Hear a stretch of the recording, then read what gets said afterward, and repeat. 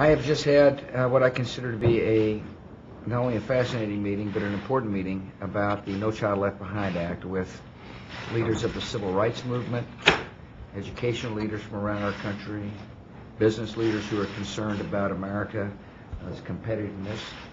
There is a universal belief that the No Child Left Behind Act needs to be reauthorized, and I want to thank you all for working with us to get this piece of legislation reauthorized.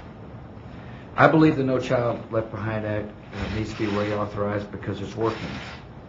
It's a piece of legislation which believes in setting high standards and using accountability to make sure that every single child gets a good education.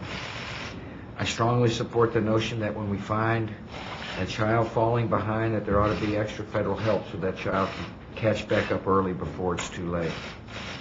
I strongly condemn an achievement gap that has existed in this country. It's a gap between Anglo students and Latino students, or white students and black students, and it's not in our country's interest to allow an education system to continue to foster that difference in achievement.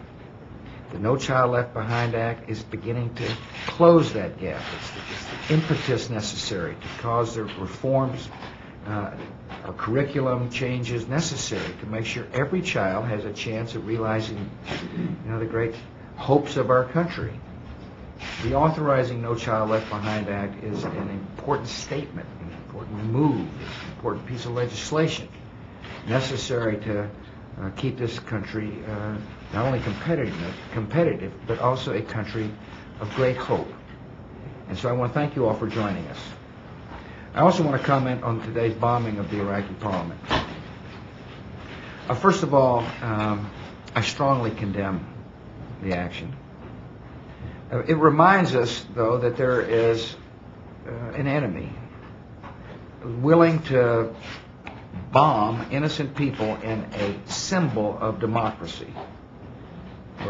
This assembly is a place where people have come to represent the 12 million people who voted, and there's a type of person that will walk in that building and kill innocent life, and that is the same type of person that is willing to come and kill innocent Americans. And it's in our interest to help this young democracy be in a position so it can sustain itself and govern itself and defend itself against these extremists and radicals.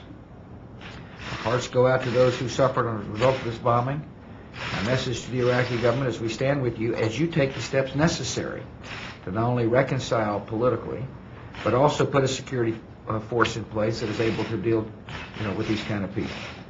Thank you all for coming. Thank you.